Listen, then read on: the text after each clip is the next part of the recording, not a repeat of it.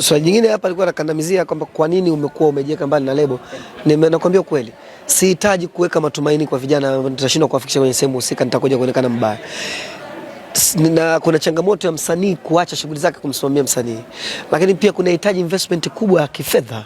Sasa maybe fedha nilionayo inanitosha kumkim Barnaba, kumkim Mopao, so showing them outside who you want me I am, you know.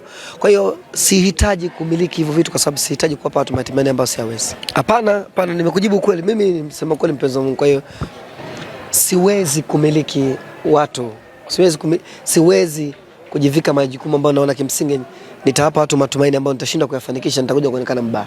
Kwa sihitaji, lakini pia sihitaji lawama ndogo ndogo wakati bado mnajitafuta. Msanii utampa matumaini, utamtoa, utafika sehemu mtakwama, atakuja kusema wewe alininyonya, alifanya hivi. So sihitaji. Kuhusu lebo hizo zingine ulizotaja kama Kings, Konde Music, Wasafi na zingine, they did very good job na tuwapongeze. Nadhani tuache kuwa mashabiki wa kukosoa sana kuliko kusifia, kwa sababu hata hao wameleta chachu ya industry na tumeona wasanii wengi wametoka kwao.